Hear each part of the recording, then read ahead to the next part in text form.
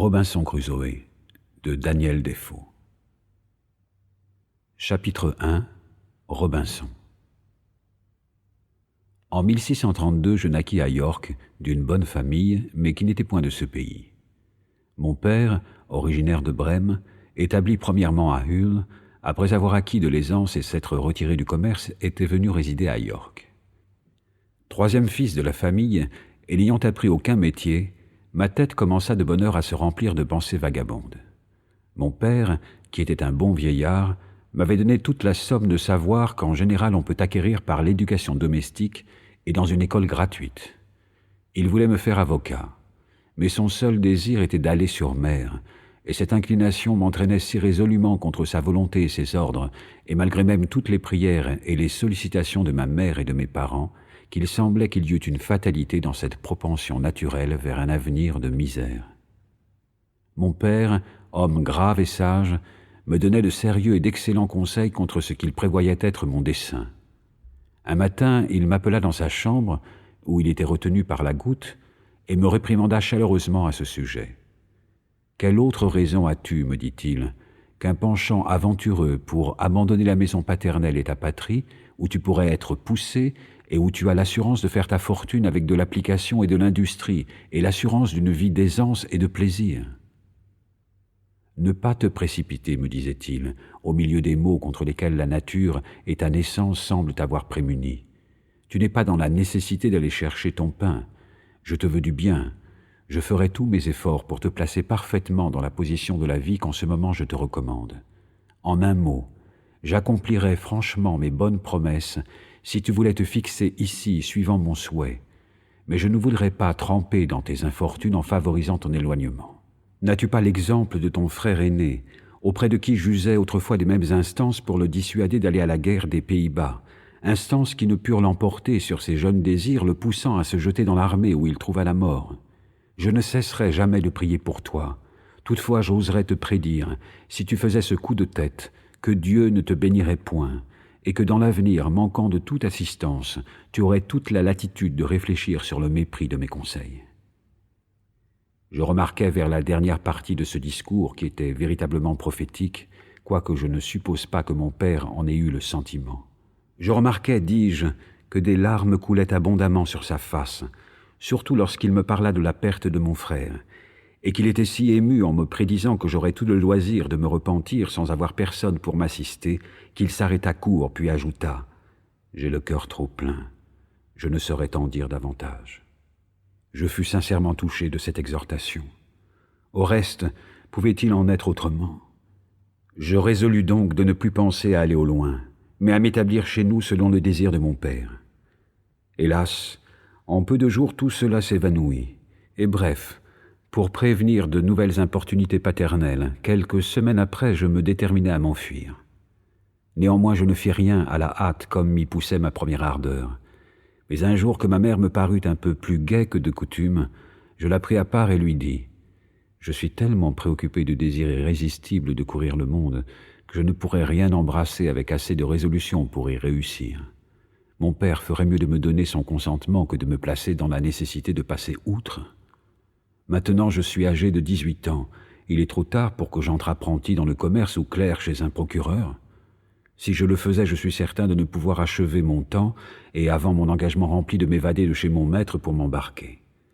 Si vous vouliez bien engager mon père à me laisser faire un voyage lointain et que j'en revienne dégoûté, je ne bougerai plus et je vous promettrai de réparer ce temps perdu par un redoublement d'assiduité. » Cette ouverture jeta ma mère en grande émotion.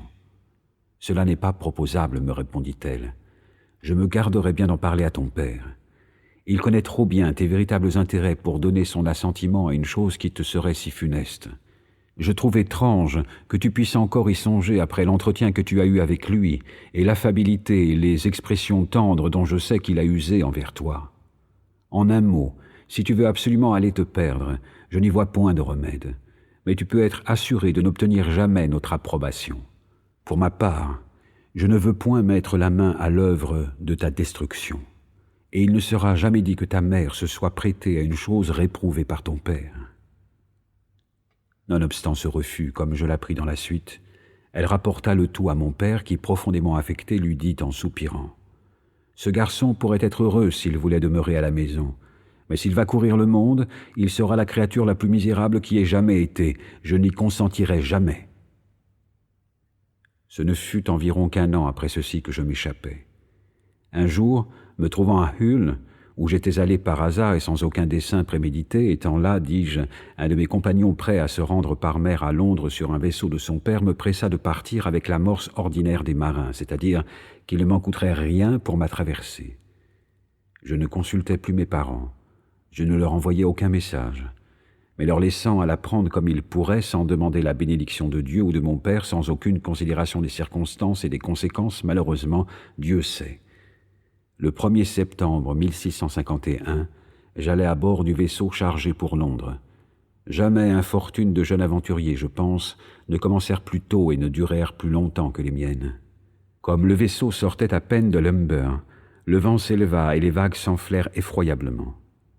La tempête croissait, et la mer devint très grosse, quoique ce ne fût rien en comparaison de ce que j'ai vu depuis, et même seulement quelques jours après c'en fut assez pour affecter un novice tel que moi, et je résolus comme l'enfant prodigue repentant de retourner à la maison paternelle. Chapitre 2. La tempête. Ces sages et sérieuses pensées durèrent tant que dura la tempête, et même quelque temps après. Mais le jour d'ensuite, le vent étant abattu et la mer plus calme, je commençai à m'y accoutumer un peu. Toutefois, j'étais encore indisposé du mal de mer et je demeurais fort triste pendant tout le jour. Mais à l'approche de la nuit, le temps s'éclaircit, le vent s'apaisa tout à fait, la soirée fut délicieuse, et le soleil se coucha éclatant pour se lever de même le lendemain. Une brise légère, un soleil embrasé resplendissant sur une mer unie, ce fut un beau spectacle, le plus beau que j'ai vu de ma vie. Le 6e jour de notre traversée, nous entrâmes dans la rade d'Yarmouth. Le vent ayant été contraire et le temps calme, nous n'avions fait que peu de chemin depuis la tempête. Là, nous fûmes obligés de jeter l'ancre et le vent continuant d'être contraire, c'est-à-dire de souffler sud-ouest, nous y demeurâmes 7 ou 8 jours, durant lesquels beaucoup de vaisseaux de Newcastle vinrent mouiller dans la même rade, refuge commun des bâtiments qui attendent un vent favorable pour gagner la Tamise. Mais le 8e jour, le vent força. Nous mîmes tous la main à l'œuvre. Nous calâmes nos mâts de hune, étîmes toutes choses closes et serrées, pour donner au vaisseau des mouvements aussi doux que possible. Vers midi, la mer devint très grosse. Notre château de proue plongeait. Nous embarquâmes plusieurs vagues, et il nous sembla 1 ou 2 fois que notre ancre labourait le fond. Sur ce, le capitaine fit jeter l'ancre d'Espérance, de sorte que nous chassâmes sur 2, après avoir filé nos câbles jusqu'au bout. La tempête fut terrible, et malgré tous nos efforts, le navire commença à sombrer. Aussi le capitaine continua-t-il à faire tirer le canon de détresse. Un petit bâtiment qui venait justement de passer devant nous aventura une barque pour nous secourir. Ce fut avec le plus grand risque qu'elle approcha. Mais il était impossible que nous ailassions et qu'elle parvint jusqu'au flanc du vaisseau. Enfin, les rameurs faisant un dernier effort et hasardant leur vie pour sauver la nôtre, nos matelots leur lancèrent de l'avant une corde avec une bouée et enfilèrent une grande longueur. Après beaucoup de peine et de péril, ils la saisirent, nous les halâmes jusque notre poupe, et nous descendîmes dans leur barque. Il eût été inutile de prétendre atteindre leur bâtiment. Aussi l'avis commun fut-il de laisser aller la barque en dérive et seulement de ramer le plus qu'on pourrait vers la côte, notre capitaine promettant, si la barque venait à se briser contre le rivage, d'en tenir compte à son patron. Ainsi, parti en ramant, parti en dérivant vers le nord, notre bateau s'en alla obliquement presque jusqu'à Winterton-Ness. Il n'y avait guère plus d'1/4 d'heure que nous avions abandonné notre vaisseau quand nous le vîmes s'abîmer. Alors je compris pour la première fois ce que signifiait couler bas. Mais je dois l'avouer, j'avais l'œil trouble, et je distinguais fort mal quand les matelots me dirent qu'il coulait, car dès le moment que j'allais, ou plutôt qu'on me mit dans la barque, j'étais anéanti par l'effroi, l'horreur et la crainte de l'avenir. Nos gens faisaient toujours force de rame pour approcher du rivage. Quand notre bateau s'élevait au haut des vagues, nous l'apercevions, et le long de la rive, nous voyions une foule nombreuse accourir pour nous assister lorsque nous serions proches. C'est alors que j'aurais dû avoir le bon sens de prendre le chemin de Hull. Mais comme j'avais de l'argent en poche, je résolus d'abord de m'en aller par terre à Londres. J'arrivai donc dans cette ville, et là aussi bien qu'en chemin, j'eus de grands débats avec moi-même sur le genre de vie que je devais embrasser, savoir si je m'en retournerais à la maison ou bien si j'irais sur mer. Retourner à la maison était évidemment et sans contredit le parti le plus sensé, mais ma mauvaise conscience me le faisait rejeter. Je m'imaginais que je serais montré du doigt dans tout le voisinage, et que j'aurais honte de paraître, non devant mon père et ma mère seulement, mais même devant qui que ce fût. J'ai souvent remarqué depuis lors combien est perverse et déraisonnable l'humeur ordinaire de la plupart des hommes et surtout des jeunes gens qui, au lieu de se guider par la raison en pareilles circonstances, ont à la fois honte de pécher et honte de se repentir. Ils rougissent non pas de l'action qui doit les faire passer pour des insensés, mais de l'amendement qui seul peut leur mériter le titre de sage. Je demeurai quelque temps dans cet état d'irrésolution, ne sachant ni quel parti ni quel genre de vie j'embrasserais. Je continuais d'éprouver une répugnance invincible à m'en retourner chez nous. À mesure que les jours passèrent, le souvenir de ma dernière détresse s'effaça bientôt de mon imagination et je cherchais à faire un nouveau voyage. Finalement, je résolus de m'embarquer sur un vaisseau qui allait aux côtes de l'Afrique, ou, suivant le langage ordinaire des matelots, pour un voyage en Guinée. Chapitre 3. Robinson captif. Jamais traversée ne fut plus déplorable, car bien que je n'emportasse pas tout à fait 100 livres sterling de ma nouvelle richesse, laissant 200 livres confiés à la veuve de mon ami qui fut très fidèle dépositaire, je ne laissais pas de tomber en de terribles infortunes. Notre vaisseau cinglant vers les Canaries, ou plutôt entre ces îles et la côte d'Afrique, fut surpris à l'aube du jour par un corsaire turc de Salé, qui nous donna la chasse avec toute la voile qu'il pouvait faire. Pour le parer, nous forçâmes aussi de voile autant que nos vergues en purent déployer, et nos mâts en purent charrier. Mais voyant que le pirate gagnait sur nous et qu'assurément, avant peu d'heures, il nous joindrait, nous nous préparâmes au combat. Notre navire avait 12 canons et l'écumeur en avait 18. Environ à 3 heures de l'après-midi, il entra dans nos eaux et nous attaqua par méprise, juste en travers de notre hanche, au lieu de nous enfiler par notre poupe comme il le voulait. Nous pointâmes 8 de nos canons de ce côté et lui envoyâmes une bordée qui le fit reculer après avoir répondu à notre feu et avoir fait faire une mousqueterie à peu près de 200 hommes qu'il avait à bord. Toutefois, tout notre monde, se tenant couvert, pas un de nous n'avait été touché. Il se prépara à nous attaquer de rechef, et nous de rechef à nous défendre, mais cette fois venant à l'abordage par l'autre flanc. Il jeta 60 hommes sur notre pont, qui aussitôt coupèrent et hachèrent nos agrès. Nous les accablâmes de coups de demi-pique, de coups de mousquet et de grenades, d'une si rude manière que 2 fois nous les chassâmes de notre pont. Enfin, pour abréger ce triste endroit de notre histoire, notre vaisseau étant désemparé, 3 de nos hommes tués et 8 blessés, nous fûmes contraints de nous rendre et nous fûmes tous conduits prisonniers à Salé, port appartenant aux morts. Là, je reçus des traitements moins affreux que je ne l'avais appréhendé d'abord. Ainsi que le reste de l'équipage, je ne fus point emmené dans le pays à la cour de l'empereur.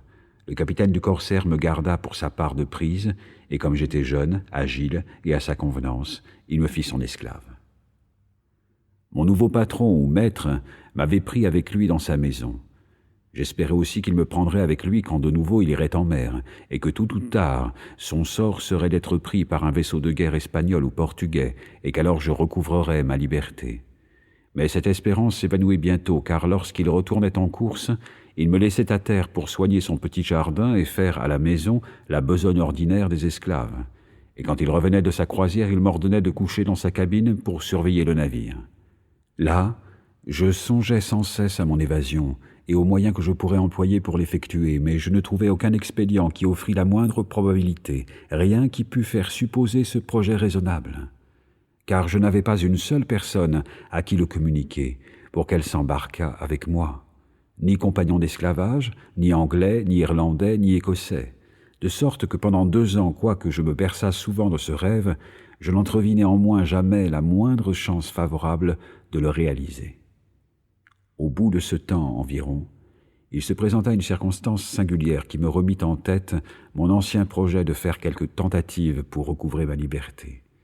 Mon patron, restant alors plus longtemps que de coutume sans armer son vaisseau, et à ce que j'appris faute d'argent, avait habitude, régulièrement 2 ou 3 fois par semaine, quelquefois plus si le temps était beau, de prendre la pinasse du navire et de s'en aller pêcher dans la rade. Pour tirer à la rame, il m'emmenait toujours avec lui, ainsi qu'un jeune morisque. Nous le divertissions beaucoup et je me montrais fort adroit à attraper le poisson.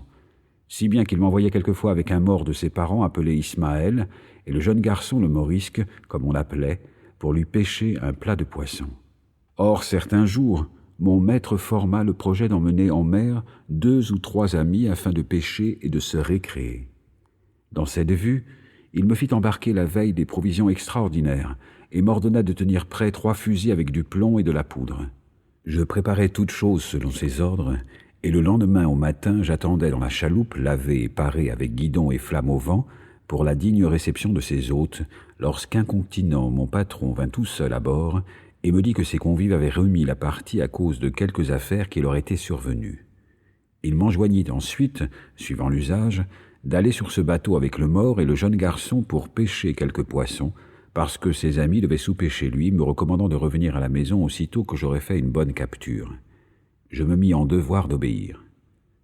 Cette occasion réveilla en mon esprit mes premières idées de liberté, car alors je me trouvais sur le point d'avoir un petit navire à mon commandement. Mon maître étant parti, je commençais à me munir non d'ustensiles de pêche, mais de provisions de voyage, quoique je ne susse ni ne considérasse où je devais faire route pour sortir de ce lieu, tout chemin m'étant bon. Après que nous eûmes pêché longtemps et rien pris, car lorsque j'avais un poisson à mon hameçon pour qu'on ne pût le voir, je ne le tirais point dehors, « Nous ne faisons rien, dis-je au mort. Notre maître n'entend pas être servi comme ça. Il nous faut encore remonter plus au large. » Lui, n'y voyant pas malice, y consentit et se trouvant à la proue, déploya les voiles. Comme je tenais la barre du gouvernail, je conduisis l'embarcation à une lieue au-delà. Alors je mis en panne comme si je voulais pêcher, et tandis que le jeune garçon tenait le timon, j'allais à la proue vers le mort, et faisant comme si je me baissais pour ramasser quelque chose derrière lui, je le saisis par surprise en passant mon bras entre ses jambes, et je le lançai brusquement hors du bord dans la mer. Il se redressa aussitôt, car il nageait comme un liège, et m'appelant, il me supplia de le reprendre à bord, et me jura qu'il irait d'un bout à l'autre du monde avec moi. Comme il nageait avec une grande vigueur après la chaloupe, et qu'il faisait alors peu de vent, il m'aurait promptement atteint. Sur ce, j'allai dans la cabine, et prenant une des arquebuses de chasse, je le couchai en joue et lui dis « Je ne vous ai pas fait de mal, et si vous ne vous obstinez pas, je ne vous en ferai point. Vous nagez bien assez pour gagner la rive, la mer est calme, hâtez-vous d'y aller, je ne vous frapperai point. Mais si vous vous approchez du bateau, je vous tire une balle dans la tête, car je suis résolu à recouvrer ma liberté. » Alors il revira et nagea vers le rivage. Je ne doute point qu'il ne l'ait atteint facilement, car c'était un excellent nageur. J'eusse été plus satisfait d'avoir gardé ce mort et d'avoir noyé le jeune garçon, mais là je ne pouvais risquer de me confier à lui. Quand il fut éloigné, je me tournai vers le jeune garçon appelé Xury, et je lui dis « Xury, si tu veux m'être fidèle, je ferai de toi un homme. Mais que si tu ne mets la main sur ta face, que tu seras sincère avec moi. Ce qui est juré par Mahomet et la barbe de son père, il faut que je te jette aussi dans la mer. » Cet enfant me fit un sourire et me parla si innocemment que je n'aurais pu me défier de lui. Puis il fit le serment de m'être fidèle et de me suivre en tout lieu. Tant que je fus en vue du mort qui était à la nage, je portai directement au large, préférant bouliner afin qu'on pût croire que j'étais allé vers le détroit, comme en vérité on eût pu le supposer de toute personne dans son bon sens. Car aurait-on pu imaginer que nous faisions route au sud, vers une côte véritablement barbare, où nous étions sûrs que toutes les peuplades de nègres nous entoureraient de leurs canots et nous désoleraient? Où nous ne pourrions aller au rivage sans être dévorés par les bêtes sauvages ou par de plus impitoyables sauvages de l'espèce humaine? Mais aussitôt qu'il fit sombre, je changeai de route, et je gouvernais au sud-est, inclinant un peu ma course vers l'est pour ne pas m'éloigner de la côte. Ayant un bon vent, une mer calme et unie, je fis tellement de la voile que le lendemain, à 3 heures de l'après-midi, quand je découvris premièrement la terre, je devais être au moins à 150 milles au sud de Salé, tout à fait au-delà des États de l'empereur de Maroc, et même de tout autre roi de par là, car nous ne vîmes personne.